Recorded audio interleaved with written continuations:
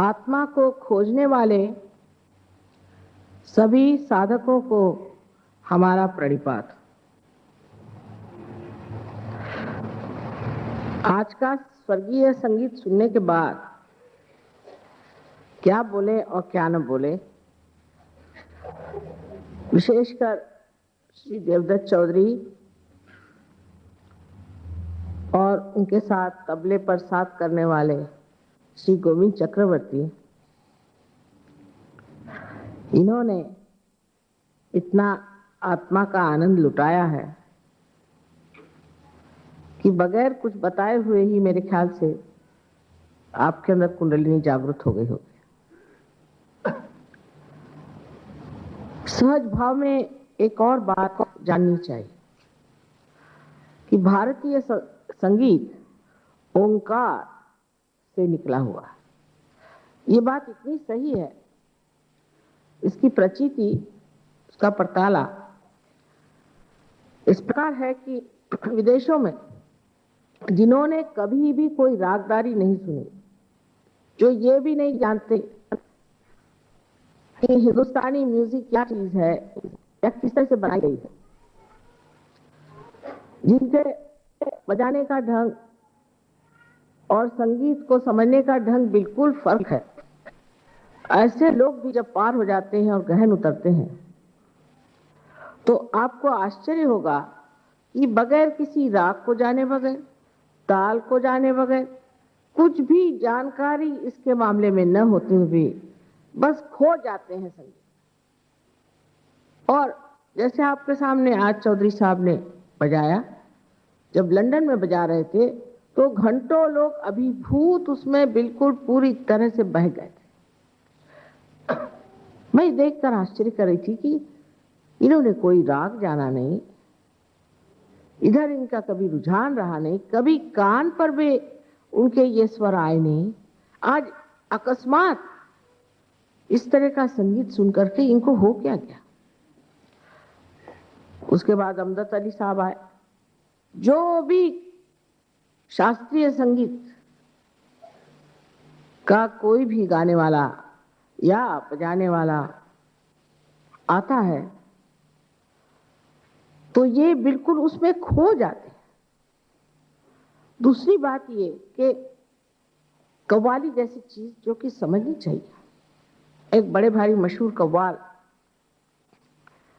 पाकिस्तान से आए थे, पता नहीं उन्हें क्या हो गया, मुझे देखते साथ उन्होंने कहा माँ आप सामने आके बैठिए। देखते ही साथ पहुंचे आदमी थे, औलिया निजामुद्दीन और चिश्ती शरीफ के दरगाह पे लिखे हुए इतनी सुंदर कव्वाली उन्होंने कही। अर्थात हम तो समझ रहे थे, लेकिन ये अंग्रेज जो कि कभी भी इन्होंने कव्वाली नाम की चीज कान में नहीं सुनी थी, इनको कुछ मालूम भी नहीं हो रहा था कि क्या ये गा रहे हैं, उसके शब्द भी नहीं समझ रहे थे और उसमें एकदम से मगन हो गए। इसमें मैं कहूंगी कि गुरु नानक साहब ने बहुत काम किया हुआ है, क्योंकि गुरुद्वारे में अब तो मुझे पता नहीं क्या हाल है, पर जब हम कभी भी जाते थे तो रागी लोग इतने सुंदर रागदारी में गाते थे। अब मुझे पता नहीं क्या हाल है, क्योंकि उन्होंने भी इस बात को पहचान लिया था कि हिंदुस्तानी संगीत पद्धति में वो विशेषता है। इसी तरह से दक्षिण हिंदुस्तानी संगीत भी बड़ा ही मनोरम है, लेकिन उसके लिए मैं सोचती हूँ कि हम हिंदुस्तानी थोड़े अड़ियल तट्टू हैं। कोई सी भी नई चीज सीखना बड़ी मुश्किल हो जाती है, खास करके जिसने कभी शास्त्रीय संगीत सुना नहीं, वो कहता मुझे नहीं पसंद आता है गाना। बड़ा आश्चर्य है, पार होने के बाद तो ये गाना पसंद आना ही चाहिए। मैंने भी कभी संगीत सीखा नहीं, हालांकि मेरे घर में बहुत ज्यादा संगीतमय वातावरण रहा, ये तो मैं मानती हूँ। सभी गाने वाले और सभी एक से एक मशहूर लोग हैं, लेकिन एक मैं हूं कि मैंने कभी गाना सीखा नहीं, कभी बैठ करके कभी गाना गाया नहीं। तो भी कहूंगी कि ये नहीं कह सकती कि मैंने गाने सुने नहीं, क्योंकि बड़े बड़े लोगों को मेरे पिताजी बुलाते थे और उनके गाने कराते थे। हमने तो ऐसे लोगों को सुना है कि शायद आप लोगों ने सुना नहीं होगा, लेकिन इसका कोई ना कोई बड़ा गहरा संबंध आत्मा से है। ये तो बजा रहे थे, लेकिन जो गाने वाले हैं उनको भी इसी प्रकार, और उनका इतना मान होता है वहां सहयोगियों के।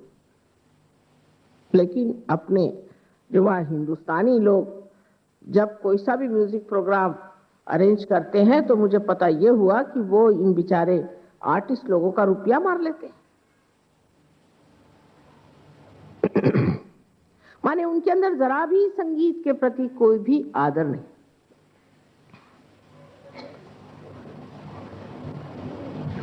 कुछ हिंदी भाषी लोगों में ये भी जिद होती है कि दूसरे किसी की भाषा ही नहीं सीखते, जैसे अंग्रेज का हाल है।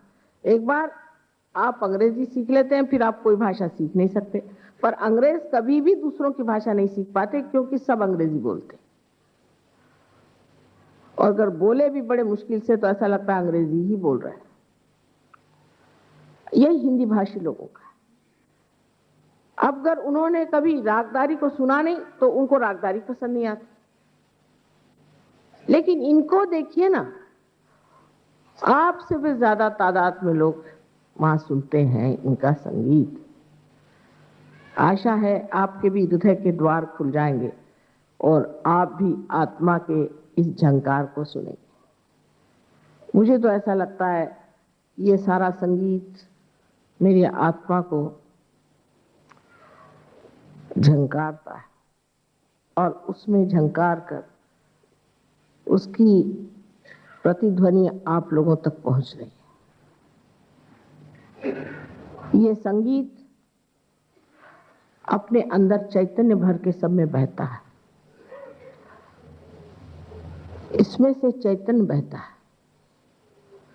हमारे पास कितनी गहरी चीजें इस देश में है, इस गहरी चीज को पाना चाहिए, उसको जानना चाहिए।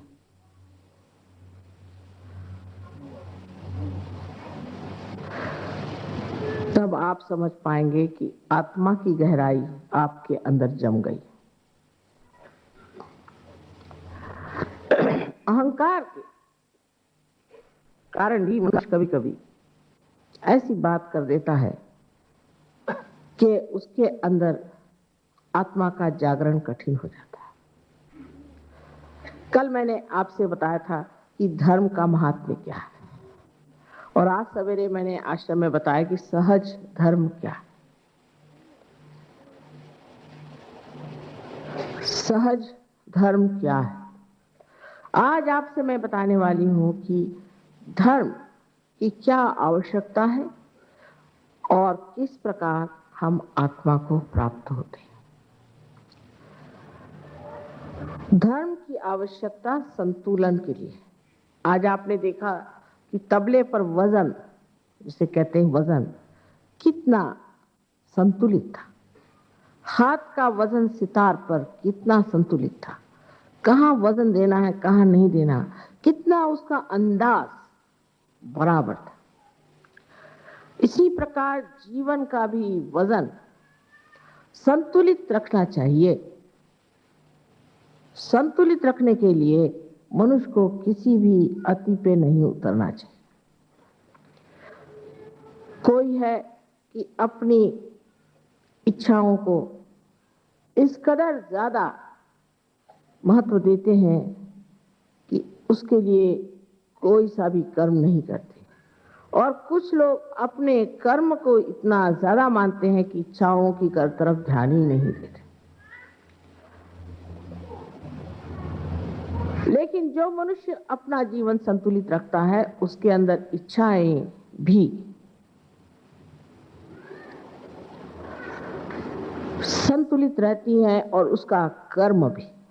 जैसे एक उदाहरण के लिए समझ लीजिए कि मैंने ये सोचा कि मैं भी इतना बड़ा हॉल खड़ा करूं। समझ लीजिए अब इतना मेरे पास तो पैसा वैसा है नहीं और ना जमीन है,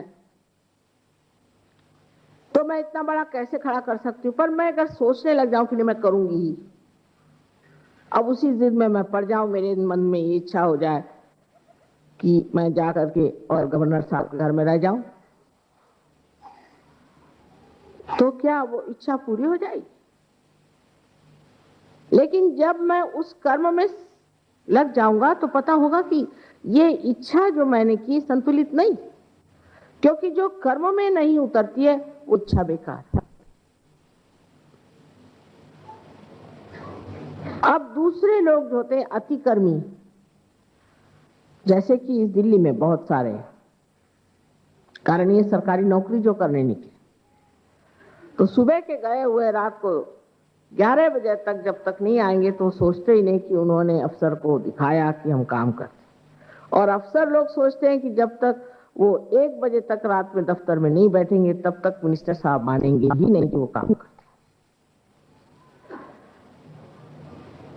पागल जैसे बिल्कुल काम में लगे रहे, काम में लगे रहे, काम में लगे रहे, और अपनी दूसरी जो इच्छाएं हैं, जिम्मेदारियां हैं, जैसे अपनी बीवी है, बच्चे हैं और पहचान वाले दोस्त आदि हैं, अरे हमारा किसी से मतलब नहीं, हम तो शहीद आदमी, हम तो काम करें। ऐसे लोग मैंने देखा कि 40 साल तक भी जी ले तो नसीब समझ लीजिए, पर 45 के बाद कोई नजर नहीं आता।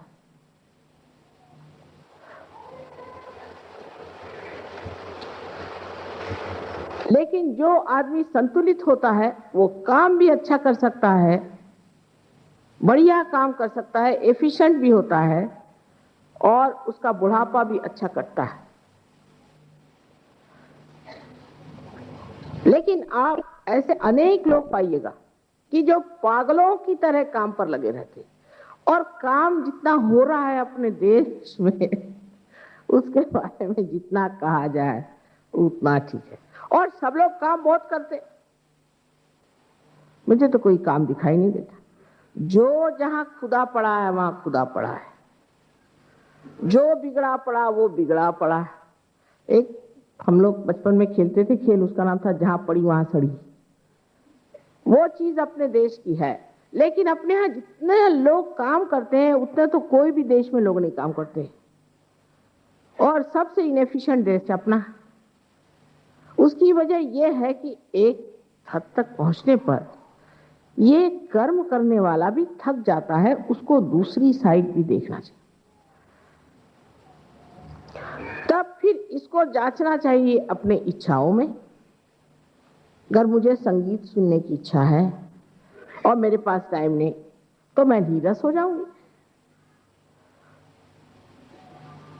मेरा एक जीवन एकदम नीरस हो जाएगा।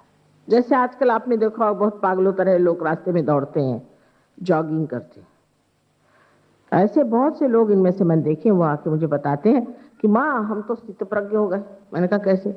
मेरी माँ मर गई तो भी आंसू नहीं आए, मेरे बच्चे मर गए मुझे कुछ परवाह नहीं, मेरी बीवी मर गई मुझे परवाह नहीं। अरे वाह, ये स्थितप्रज्ञ की भाषा कहां से आ गई? इतने नीरस हो जाते हैं। फिर अपने यहाँ हठ योगी होते जो सर के बल खड़े होते हैं और बहुत ज्यादा राइट साइडेड, आज सर के बल खड़े हुए तो पता नहीं कल क्या अतड़ियां निकाल देते हैं पेट में से। मेरा तो घबराहट हो जाती किसी को देखती हूँ मैं, बाप रे बाप अब क्या होने वाला। अब उसमें जो लग गए तो इतने ज्यादा उसमें घुस जाएंगे कि ये नहीं सोचेंगे कि हम किस लिए कर रहे हैं, ये पागलों की तरह उसमें भी लग जाए।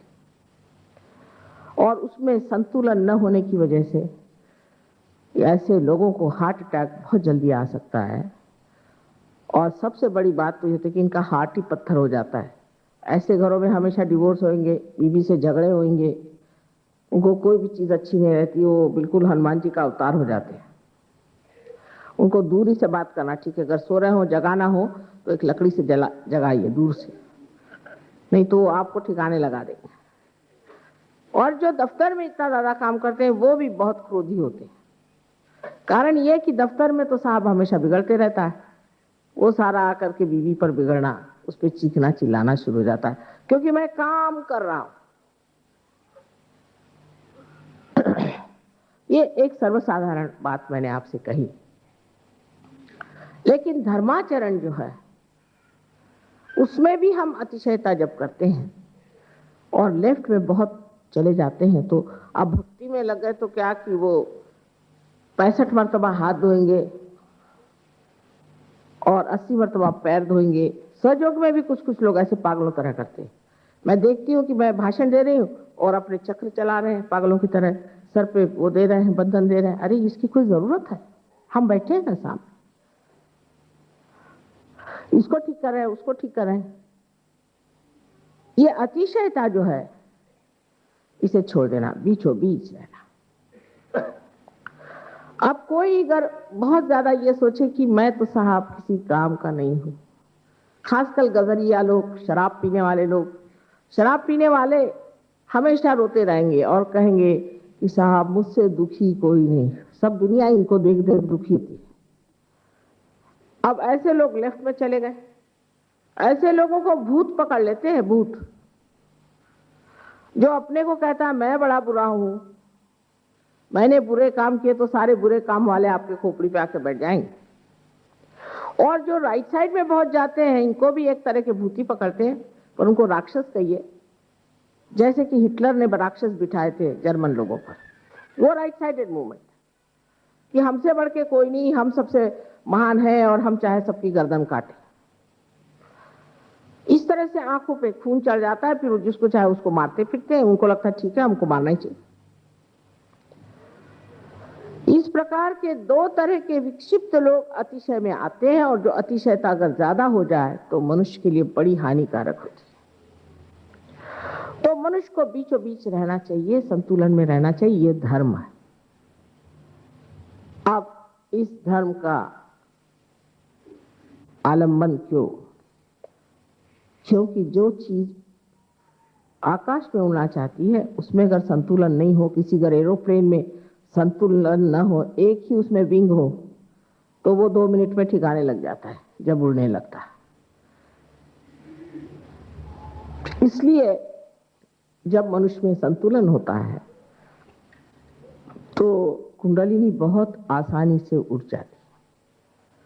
हमारे सर में, जैसे मैंने बताया था, कि 2 संस्थाएं हैं जिसे हम मन और अहंकार कहेंगे, लेकिन अंग्रेजी में इसे सुपर ईगो और ईगो कहते हैं। ये दोनों की दोनों जाकर के हमारे सर में इस तरह से एक के ऊपर चढ़ जाती है, तब हमारी तालू जो है एकदम से कैल्सिफाइड हो जाती है। ये दोनों ही चीजें इन 2 प्रकृति में से निकलती है, एक तो जड़ प्रकृति और एक एक्टिव कार्यशील प्रकृति। और ऐसा कहिए आप कि जिसे हम तमोगुणी कहते हैं और एक रजोगुणी, इन दोनों की वजह से ये संस्थाएं तैयार हो जाती हैं। और जब ये एक के ऊपर एक कोई सी भी ज्यादा चढ़ जाती है तो आप समझ सकते हैं कि कुंडलिनी का बाहर निकलना और भी कठिन हो जाता है।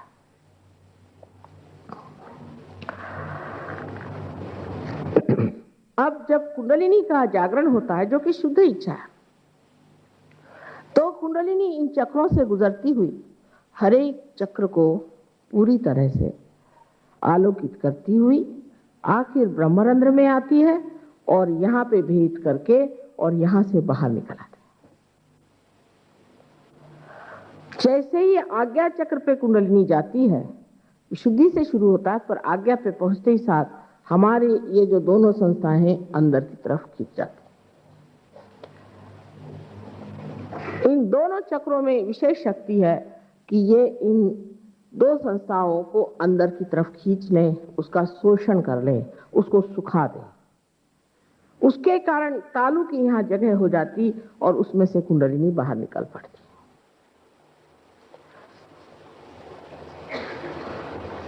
अब आत्मा के बारे में हमने सुना है कि आत्मा सच्चिदानंद स्वरूप है। सच्चित और आनंद, अभी भी अहंकार बहुत ज्यादा है यहां बैठा हुआ। सच्चित और आनंद ये आत्मा का स्वरूप माना जाता है। सत्य है वो सत्य नहीं जिसे हम सोचते हैं कि ये सत्य है। सोच करके जो जाना गया सो सत्य नहीं होता, क्योंकि विचार एक भ्रामकता कि आप समझ नहीं पाएंगे ये सच्चा है कि झूठा। अगर ऐसा नहीं होता तो क्यों फिर इस तरह के झूठे गुरु लोग इतने पनपते? दुनिया में कितने झूठे लोग संसार में कितना ज्यादा आक्रमण कर रहे हैं, कितनी बड़ी जगह पे लेकर बैठे हुए हैं। ये कैसे घटित होता है? ये क्यों घटित होता है? वजह यह है कि हमको केवल सत्य मालूम नहीं, हम जानते नहीं कि सत्य क्या है। अब समझ लीजिए, हम आपके सामने कुछ भी कह रहे हैं, कुछ भी कह रहे हैं, क्या ये हम सत्य कह रहे हैं या असत्य कह रहे हैं? क्या आप कह सकते हैं कि हम बिल्कुल सत्य कह रहे हैं, सत्य के सिवा और कुछ नहीं कह रहे हैं और यही केवल सत्य है? नहीं कह सकते। हो सकता है हम भी कोई झुठला रहे हो, आप हो सकता है। ये भ्रम बना ही रहेगा। कब तक? जब तक आप अपनी आत्मा को प्राप्त नहीं होते। जब आपकी आत्मा आपके अंदर जागृत होती है तो नस नस में वो शक्ति बहती है जिसे चैतन्य कहते हैं, जिसके द्वारा आप जान सकते हैं कि ये सत्य है या असत्य है। जैसे अभी आपको डॉक्टर साहब ने बताया कि उन्होंने सत्य को किस तरह से जाना। आप भी सत्य को तभी जान सकते हैं जब कुंडलिनी का जागरण होकर के आप निर्विकल्प में समा जाते हैं। उससे पहले आपको हाथ इस्तेमाल करने पड़ते हैं। जहां आप देखते हैं कि इस उंगली में आ रहा है और इसमें नहीं आ रहा, तो क्या हो गया? ये तो आज्ञा की उंगली है, आज्ञा की उंगली है। तो इसका मतलब ये कि मुझे अहंकार हो गया। अब आके साफ कहेंगे, माँ मेरा आज्ञा ठीक कर दो, माने मेरा अहंकार ठीक कर दो। पर आप सोचिए, किसी आदमी से अगर कह दीजिए काफी दूर खड़े होकर के भी कि तुझे अहंकार हो गया, तो हो गए फिर आप कल्याण आपका। पर स्वयं ही मनुष्य आकर के आपसे कहेगा कि अरे बाप रे, ऐसा मेरा आज्ञा पकड़ रहा है। क्योंकि जो अहंकार एक बार सुखावह लगता है, आनंददायी लगता है, हाँ हाँ क्या कहने, हमको हार पहना है, बड़ी हमारी सबने बड़ी वाह वाह करी, हमारा जय जयकार हुआ, इससे जो आदमी बहुत खुश हो जाता है, वो पार होने के बाद उसका सर दुखने लग जाता है। जैसा ही उसका अहंकार चढ़ जाएगा, अरे बाप रे इतना सर में दर्द हो रहा है माँ, मेरा तो आज्ञा चढ़ गया, तो वो भागता है ऐसी चीजों से जो उसे अहंकार दे। वो फिर प्रयत्न करता है कि किस तरह से मैं अपने अहंकार को न बढ़ने दूं। ये तो मेरे अंदर जैसे कोई एक बलून बैठ गया है, जरा सा कोई अच्छा शब्द कहता फट से चढ़ जाता है मेरे सर पे। तो वो अपने अहंकार से दूर हट के उसे देखता है, आहा चढ़ गए, फिर घोड़े पर चलो उतरो।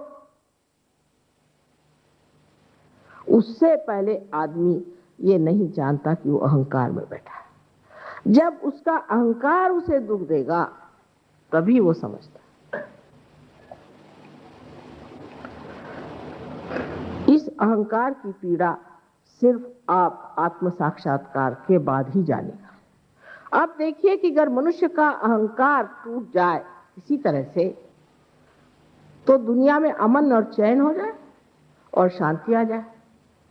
दुनिया में बहुत से लोग हाथ जोड़ के बात करेंगे, साहब मैं क्या कहूं, मैं तो आपके चरणों की धूल है, और अहंकार इतना बड़ा बोझा सर पे लेकर के, और ऐसे इससे बात करेंगे कि मनुष्य सोचेगा क्या, हो क्या नम्र मनुष्य है। लेकिन एक आत्म साक्षात्कार ही जानता है कि कौन असल में नम्र है। फिर चाहे वो चिल्ला चिल्ला कर डांट भी रहा हो, तो भी वो जानेगा कि ये नम्रता से ही डांट रहा है।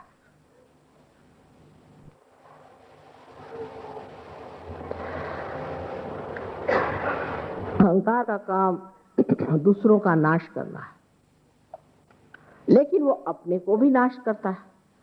तो सत्य को मनुष्य जानता है अपने आत्मा के प्रकाश में, और वो देखता है कि मेरे अंदर यह अहंकार है, उसे वो त्याग देता है।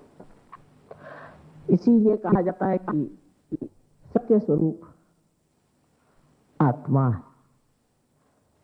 आत्मा का ये प्रकाश है, जिसमें मनुष्य सत्य को देखता है।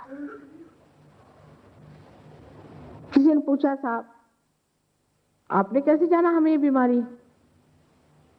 कैसे जाना? हमारे आत्मा के प्रकाश में,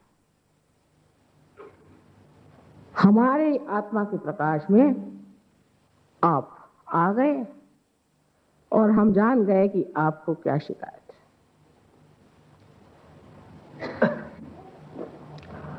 यहां बैठे बैठे आप किसी के बारे में भी जान सकते हैं, अगर आप आत्म साक्षात्कारी हैं, कि उनका क्या हाल है। एक दिन निक्सन साहब के बारे में मैंने कहा, जरा निक्सन का हाल तो देखो क्या हो रहा है। उस सहयोगी ने हाथ किया, माँ ये क्या हो रहा है, हमारे तो सारे हाथ झपझप हो। मैं कहा समझ गई, इसलिए मैंने कहा था पता कर लो तो बाद में तुम्हें समझ आएगा। मुझे तो समझ आ गया था, लेकिन मैंने कहा ये भी देख लें।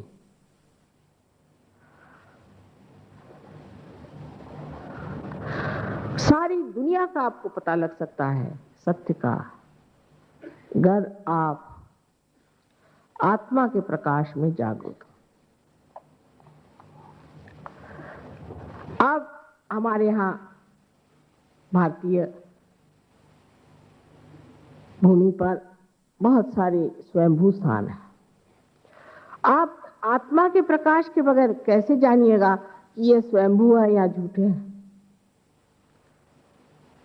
क्योंकि जो स्वयंभू स्थान होगा वहां से, जैसे इन्होंने कहा था कि कूल ब्रीज आने लग जाती, और जब आपको कुछ हुआ ही नहीं है, आपकी आंखें ही नहीं है, तो आप कैसे जानिएगा कि हाथ में कूल ब्रीज आ रही है?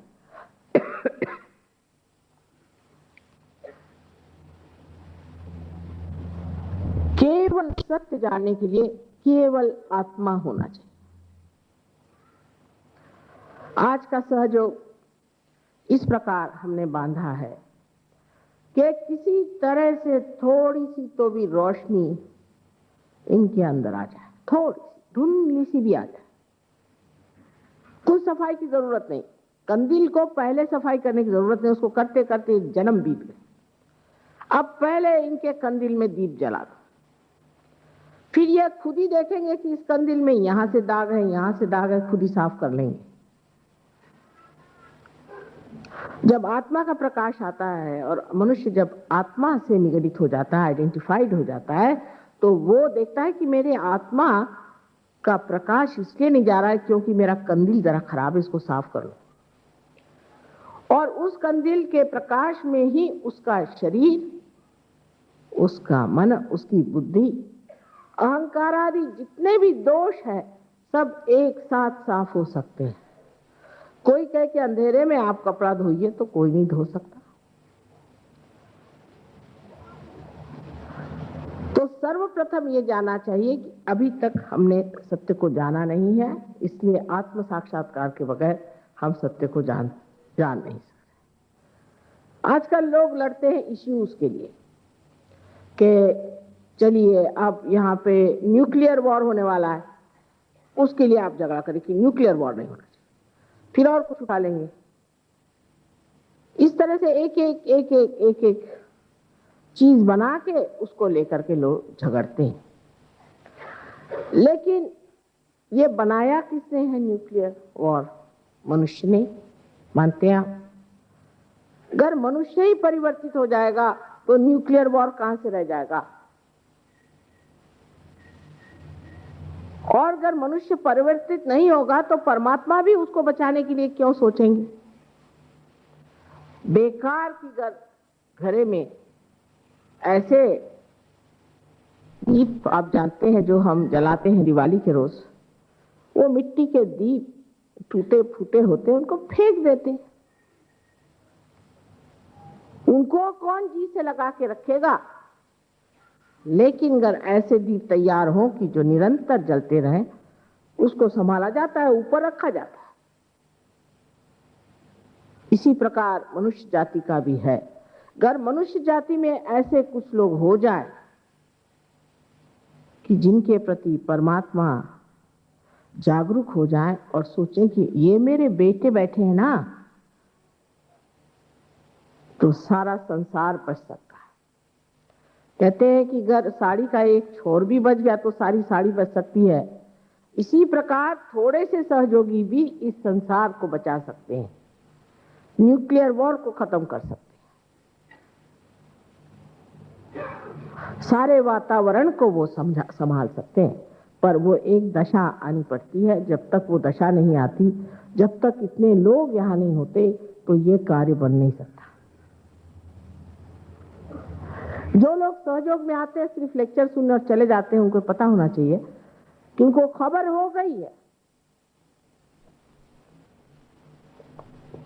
और थोड़ा सा सुन भी लिया और थोड़े पार भी हो गए, लेकिन अगर उसमें वो उतरे नहीं तो इस संसार में जो कुछ भी होगा उसके वो जिम्मेदार।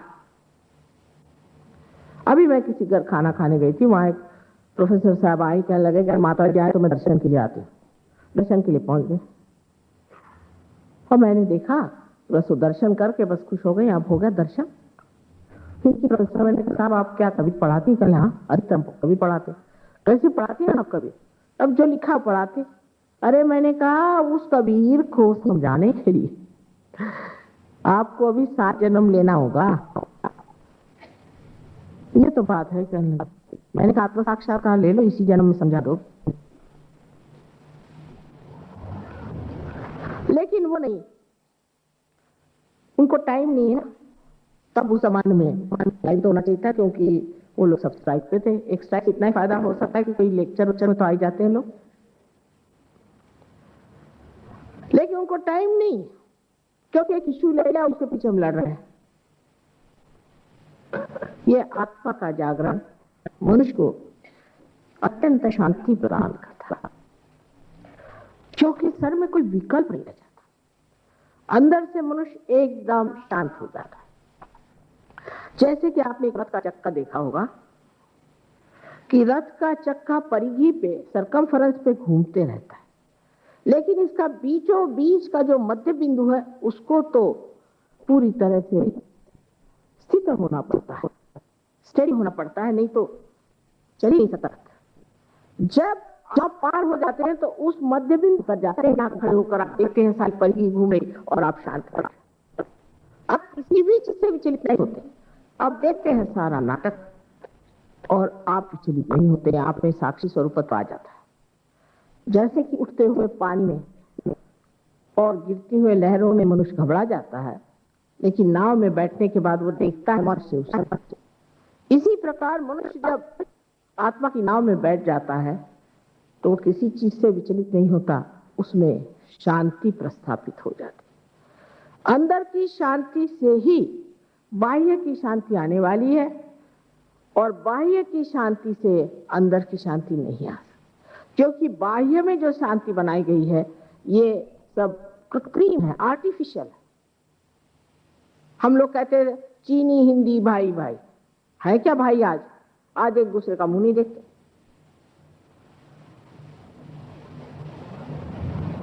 पहले सिख लोग और जो दुनिया में आए तो हिंदुओं के रक्षण के लिए आए, अब एक दूसरे का मुंह नहीं देखते। सब दोस्ती कैसे खत्म हो गई? क्या हो गया? हम क्या भूल गए? वजह यह है कि सबको जोड़ने वाला जो एक सूत्र है वो ये आत्मा है, या कहना चाहिए कि वो सूत्र ये कुंडलिनी है और आत्मा उसके अंदर एक मणि स्वरूप।